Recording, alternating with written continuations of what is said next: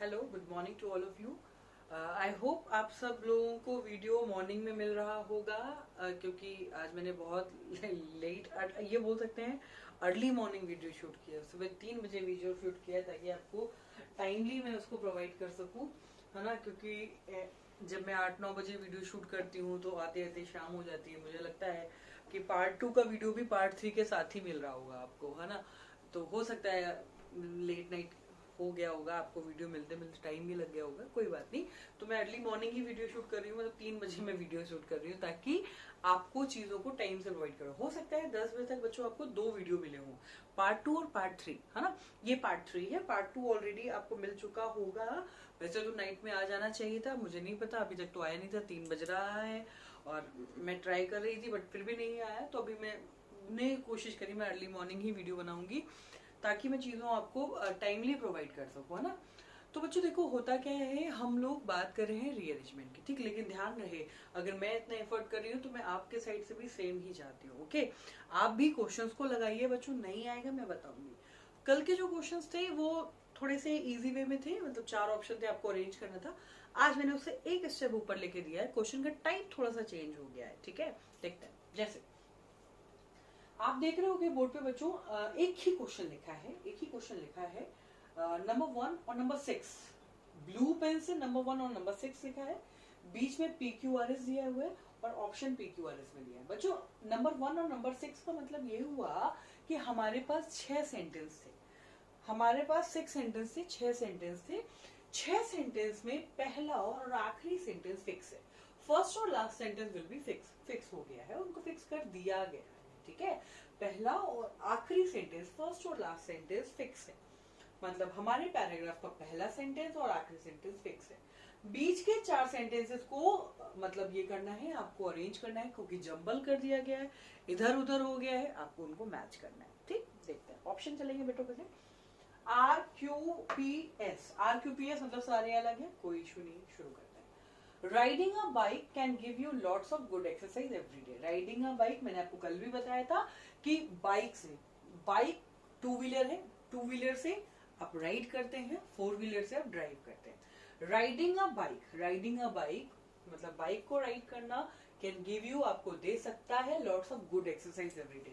मतलब अगर आप बाइक को राइड करते हैं तो अच्छी एक्सरसाइज हो सकती है, ठीक है, बात है, ओके। आगे देखते हैं। When somebody stole my bike, जब कोई मेरी बाइक चुरा ले गया, I was heartbroken, मैं टूट चुका था, but the police found it 2 days later, लेकिन 2 दिन बाद। बच्चों अभी तो नॉर्मल बाइक का पॉजिटिव सेंटेंस चल रहा है कि जो लोग बाइक ज्यादा चलाते हैं, डेली बेसिस पे यूज करते हैं, वो अच्छी एक्सरसाइज है उनके लिए, है ना। पी से तो शुरू होने का सवाल ही नहीं उठता, पी से तो शुरू होने का सवाल ही नहीं उठता। रीजन क्या है कि पॉजिटिव के तुरंत बाद नेगेटिव कैसे आ गया, पॉजिटिव टू पॉजिटिव कनेक्ट होगा। आगे चलो। I use my bike to get to work every day, मैं अपनी बाइक को डेली के कामों के लिए यूज करता हूँ। हाँ तो सही तो है, वो आपसे कह भी रहा है कि बाइक को राइड करना अच्छी एक्सरसाइज होती है, और एक्सरसाइज के रिगार्डिंग ही बात बोल रहा है कि मैं अपनी बाइक को गेट टू वर्क एवरीडे काम के लिए यूज करता हूं। तो कहने का मतलब क्यू से हो सकता है, फर्स्ट के बाद क्यू हो सकता है, हो सकता है तो सेकेंड वाला है। आगे देख लेते हैं। I take my bag to get groceries also, also लिखा है, मतलब पक्का है कि क्यू के बाद आ रहेगा कि मैं डेली के काम में भी यूज करता हूँ। इवन मैं ग्रोसरीज का सामान लेने जाता हूँ, डेली यूज के जो सामान होते हैं उनको ग्रोसरी में लेते हैं, उनके सामान लेने के लिए भी इसको यूज करते हैं। क्यू के बाद आर तो बच्चों केवल इसी में है, क्यू के बाद आर तो इसी में है, इसका मतलब ये होगा नहीं, ये होगा नहीं, आंसर आएगा सेकेंड, QRPS। तो मैं अपनी बाइक को ग्रोसरीज में भी ले सकता हूँ, लेके जाता हूँ। P, वेन समबडी, जब एक दिन, मतलब एक दिन ऐसा हुआ मेरी बाइक चोरी हो गई, आई वॉज हार्ट ब्रोकन, मैं बहुत टूट चुका था, but the police found 2 days later, 2 दिन बाद पुलिस ने मेरी बाइक ढूंढ दी। I often ride my bike out of the country on weekends just for change of scene, है ना। मैं अक्सर, मतलब और एक बात, मैं अक्सर राइड करता हूँ अपनी बाइक को out of the country, country के बाहर भी चला जाता हूँ वीकेंड्स पे। कंट्री के बाहर, कंट्री मतलब देश भी होता है ना, कंट्री का मतलब देश भी होता है, कंट्री देश होता है, और देश के साथ साथ गांव भी होता है। कंट्री सुना हुआ एक मूवी रहती, मेरा गांव मेरा देश, है ना। तो गांव को भी कंट्री बोलते हैं, जो गांव के लोग होते हैं उनको कंट्रीज, कंट्रीमैन बोलते हैं ना, कंट्रीमैन, कंट्री साइड मतलब देहात का क्षेत्र, गांव का क्षेत्र, कंट्रीमैन मतलब किसान की बात हो रही है, तो कंट्री गांव को ही बोलते हैं। तो वही कह रहा है, वो अपनी बाइक से गांव के बाहर भी चला जाया करता था वीकेंड्स पे, ठीक है, चेंज के लिए। विदाउट माई बाइक, मेरी बाइक के ना I would not get any exercise, मैं कुछ भी नहीं कर सकता। तो आंसर बच्चों क्या होगा, QRPS आंसर होगा सेकेंड, ठीक है। फर्स्ट आंसर क्यों नहीं होगा बताने की जरूरत नहीं मुझे लगता है, क्योंकि इसमें R पहले दे दिया गया, Q बाद में दिया, जबकि ऑल्सो लगा है, मतलब ऑलरेडी पहले कोई काम बता चुके होंगे, है ना। मैंने कहा कि मैंने चाय पी और मैंने समोसे भी खाए, क्या मैं ये बोल सकती हूँ मैंने समोसे भी खाए और मैंने चाय पी? नहीं ना, मैंने चाय पी और समोसे भी खाए, तो भी वाली बात बाद में जोड़ते हैं, इसलिए ये नहीं होगा, ठीक है। और ये तो मैंने ऑलरेडी बताया हुआ है आपसे, तो देख लेंगे आप लोग, जल्दी से इसका स्क्रीनशॉट लीजिए, आगे चलते हैं बच्चों।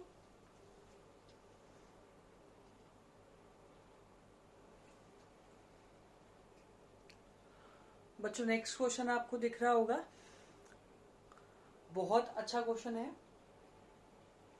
लिखा हुआ है, शायद आपको थोड़ा साइन कर रहा हो तो मैं पढ़ दे रही हूँ।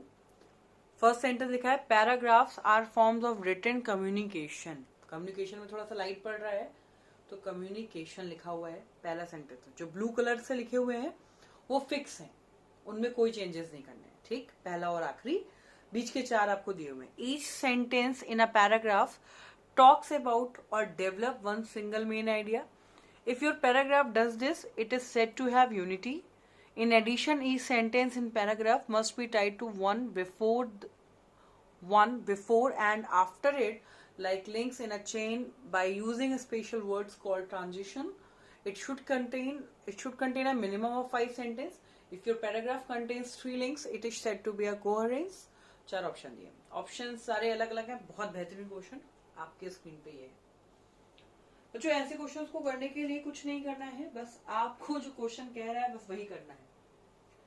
Paragraphs are forms of written communication. Paragraph क्या होता है कम्युनिकेशन में, रिटन में जो चीजें देते हैं। अब हमें ये समझना है बच्चों कि इस पैराग्राफ से रिलेटेड बात कहाँ पे हो रही है। इस पैराग्राफ ईच सेंटेंस की बात होगी, सेंटेंस तो बात ही नहीं हो रही, पैराग्राफ की बात हो रही है। If your paragraph does this, ये कर लेगा, ये क्या है ना, सुनते जाइएगा, ये क्या मतलब बोल रहे ना, अगर आपके पैराग्राफ ने ये कर लिया, ये क्या, तो हमें क्या बताए, ये क्या जस्ट किसी को इंडिकेट कर रहा है। इसका मतलब बच्चों ये हुआ कि ये तो होगा नहीं और ये भी नहीं होगा। आर में इन एडिशन बच्चों तभी लगता है जब कोई बात को ऐड करना हो, के साथ साथ आर है, इसका मतलब ये भी नहीं, आंसर आएगा ये मैंने अभी तक कुछ अरेंज नहीं किया, केवल ट्रैक के थ्रू किया, केवल ट्रिक के थ्रू किया, कुछ भी अरेंज नहीं किया, कुछ भी मीनिंग नहीं समझा, बस केवल वर्ड्स को देख के मैं समझ गई। ठीक, शुरू कर लेते हैं, मैच कर लेते हैं आंसर जरा। Paragraphs are forms of written communication. Written communication का एक फॉर्म होता है, it should contain a minimum of 5 sentence. लगभग 5 सेंटेंस तो उसमें होने ही चाहिए, एक पैराग्राफ में कम से कम 5 सेंटेंस तो होने ही चाहिए, ठीक बात है। ईच सेंटेंस की बात हुई, 5 सेंटेंस होने चाहिए और प्रत्येक सेंटेंस बिल्कुल सही रिदम में सेंटेंस जा रहा है। Each sentence in a paragraph talks about or develop one single main idea. Her paragraph में जो हर सेंटेंस होता है, प्रत्येक सेंटेंस जो है वो एक मेन आइडिया लेके आता है, ठीक बात है। क्यों? If your paragraph does this, अगर ऐसा कर लेता है, क्या कर लेता है, मेन आइडिया अगर लेके आ जाता है, कोई लाइन कोई सेंटेंस अगर ऐसा कर लेता है, it is said to have unity. तो ऐसे सेंटेंसेस में यूनिटी होती है, मतलब आपस में मिलके चलता है। आर में कहा इन एडिशन, साथ ही साथ, each sentence in a paragraph must be tied to one other, one before and after it. मतलब ये कि कभी कभी ऐसा देखा जाता है बच्चों कि पैराग्राफ में जो सेंटेंसेस होते हैं ना, वो अपने पहले वाले और अपने बाद वाले को मिला के चल रहे होते हैं। कभी कभी ऐसा होता है कि कोई लिंक ही नहीं मिल रहा होता है ना, कभी कभी चीजों को मैट करके, टाइट करके, जोड़ के चल रहे हैं। तो like links in a chain by using special words called transition, इन्हीं को हम संक्रमण कहते हैं। जैसे आपने देखा होगा, एक आपने अभी सुना होगा कि पैंडेमिक डिजीज है, कोविड-19 संक्रमण फैल रहा है, एक दूसरे को छूने से बढ़ता है। आपने टच करने से, मतलब यूनिटी की तरह काम कर रहा है ना, बस यही अभी कर रहा है, यही बोल रहे हैं। ट्रांजिशन मतलब संक्रमण, फैल रहा है। और 6 में लिखा है, if your paragraph contain these links, बच्चों लिंक्स यहाँ पे भी लिखा है और लिंक शायद यहाँ पे भी कहीं था, है ना, तो मैच तो कर ही रहा है, लास्ट तो आ रही होगा, इसलिए आंसर क्या जाएगा, सेकंड। तो थोड़ा सा हमें कभी कभी अपने आप को चेंज करना होता है, वर्ड टू वर्ड देखेंगे, जल्दी क्वेश्चंस करेंगे, पढ़ के करेंगे तो इसी क्वेश्चन को 10 मिनट में करोगे, बिना पढ़े करोगे तो हो सकता है 2 मिनट में कर लो। तो ट्रिक को अप्लाई करना जरूर सीखे पैराजंबल में बच्चों, और इसकी प्रैक्टिस मेन एग्जाम में मत करने लगना कि कल एग्जाम है तो वहीं अप्लाई करेंगे, मैम ने बता तो दिया, नहीं।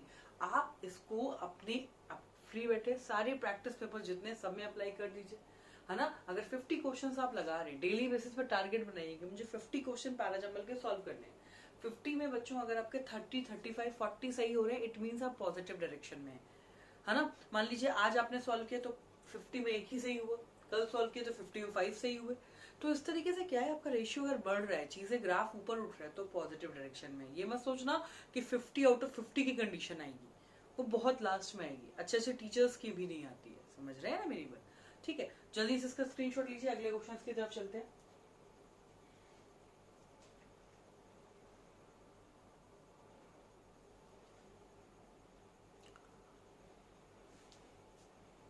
बच्चों नेक्स्ट क्वेश्चन देखेंगे हम लोग। नेक्स्ट क्वेश्चन जो आपको दिख रहा है, नेक्स्ट क्वेश्चन आपको जो दिख रहा है बच्चों, ऐसा क्वेश्चन बैंकिंग में आता है, बैंक के एग्जाम्स में ऐसे क्वेश्चन आते हैं और इनका बहुत अच्छा लेवल होता है। ये तो मैंने बहुत बेसिक सा क्वेश्चन पिक आउट किया हुआ है, और ऐसे क्वेश्चंस को करने की 2 ट्रिक्स भी होती हैं, बट आज हम लोग अभी नॉर्मल क्वेश्चन को करेंगे क्योंकि पता नहीं वीडियो अपलोड हो पाएगा कि नहीं हो पाएगा, इसलिए टाइम ज्यादा पता नहीं कितना लगेगा नहीं लगेगा। अभी हम लोग एक नॉर्मल क्वेश्चन करेंगे बच्चों। ये 6 सेंटेंस आपको दिए हुए हैं, ABCDEF, इनको अरेंज करना है ना। और एग्जाम में क्वेश्चन ऐसे आता है कि after rearrangement which one of the first sentence, तो आपको पहले अरेंज करना पड़ेगा फिर आंसर आएगा। जैसे it is said that such a measure of the impact of a drought on the lives and livelihoods of millions of rural families। अच्छा हाँ, एक बात और, बैंकिंग सेक्टर में जब बच्चों इसके क्वेश्चंस आते हैं ना तो आपको पंक्चुएशन भी देखनी पड़ेगी, कहाँ फुल स्टॉप लगाया, कहाँ कैपिटल से स्टार्ट है ना, इस तरीके का भी चीजों को ध्यान रखना पड़ेगा। There are reports in a financial newspaper that the ongoing drought affected nearly, ये इसके बाद ये full stop is even considered। देखिए सबसे पहला हमको नाउन ढूंढनी है, ठीक है। सेंटेंस की स्टार्टिंग जनरली नाउन से होती है, तो हम लोग को नाउन ढूंढनी है। तो बच्चों अगर आप ध्यान दें तो नाउन से स्टार्टिंग या तो ए में हो रही है या तो बी में हो रही है, ठीक है, या तो ए में हो रही है या तो बी में हो रही है। अच्छा एक चीज और, आप ए नहीं ले सकते क्योंकि लिखा हुआ है सच आ मेजर ऑफ द इम्पैक्ट। सच आ मतलब इस तरीके से, इस तरीके मतलब ऑलरेडी कोई बात कही जा चुकी होगी। तो बच्चों शुरू जो करेगा ना वो बी करेगा, स्टूडेंट्स जो करेगा ना वो बी करेगा। बी से स्टार्टिंग होगी कि there are reports in a financial newspaper. Financial newspaper में एक रिपोर्ट आई है दैट की the ongoing drought affected nearly. Ongoing मतलब जो चल रहा है ना, सूखा जो चल रहा है ना, इसने अफेक्ट किया है लगभग 200 डिस्ट्रिक्ट को। 200 districts in the country may not have much effect on GDP. इन्होंने लगभग 200 डिस्ट्रिक्ट को अफेक्ट किया है कंट्री के, may not have much effect on GDP. हाँ, इसको इससे ज्यादा फर्क नहीं पड़ा जीडीपी पे। Since the farmer in the drought affected areas contribute hardly 3% to GDP। GDP पे ज्यादा फर्क क्यों नहीं पड़ा? क्योंकि जो फार्मर्स है ना, जो इससे अफेक्टेड है, मतलब जो सूखा अकाल से अफेक्टेड है, वो लगभग 3% ही है जीडीपी का, तो इसलिए नहीं हुआ ऐसा। तो ये तो 3 सीक्वेंस में लग गए, ठीक। अब हमारे पास ऑप्शन बचा ए, सी और डी। सी और डी शुरू करेगा नहीं क्योंकि एक एस से शुरू हो रहा है, एक बी से शुरू हो रहा है, ऑब्वियस सी बात ए करेगा तो आगे आ जाएगा ए। इट इज सैड, ये बहुत दुख है, that much of major of the impact of drought on the lives and livelihood of million of rural family. ये बहुत दुख की बात है कि जो ये सूखा पड़ा है इसने बहुत सारे लोगों के रोजगार और उनकी जीविका पर असर डाला है जो रूरल फैमिली से बिलोंग करते हैं। इज इवन कंसीडर्ड, ये हमें कंसीडर करना चाहिए। It is this mindset that is responsible for our country, है ना। ये चीज भी, ये इस चीज को माइंडसेट भी करना चाहिए। तो आंसर आएगा एक बार C. Country being the home of the largest number of poor in the knowledge mail knowledge people in the world, ये आंसर आएगा D.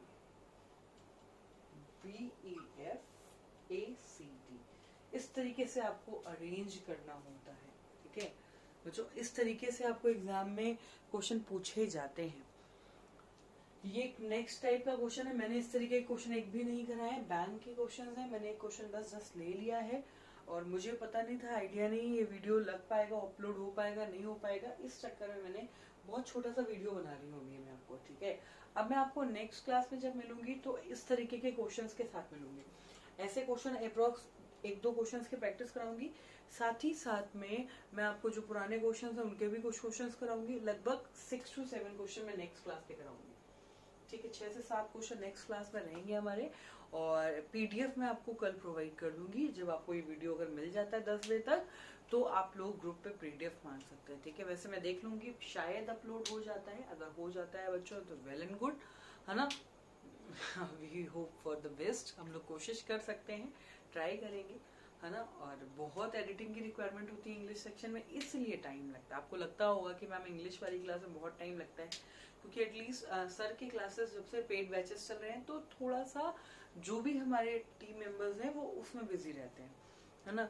Notes sheet, paid list, YouTubers, मतलब एक बंदा यूट्यूब से कॉल कम्युनिकेशन करता ही रहता है ना। और फीस का टाइम ये वो, तो वो लोग उसमें बहुत ज्यादा बिजी रहते हैं। इस चक्कर में मेरे वीडियोस को अभी फिलहाल टाइम नहीं मिल पा रहा है, बट कोई नहीं, आप रिकॉर्डेड वीडियो देखिए। कोई डाउट होता है तो you can ask in my number you know that 8726 444 एक दिन हम लोग एग्जाम की स्ट्रेटेजी को लेके बात करेंगे ना, कि बैंक के लिए जो फोकस कर रहे हैं बच्चे, एसएससी के लिए बैंक का एग्जाम अभी लेटेस्ट लगा हुआ है इसलिए, ठीक।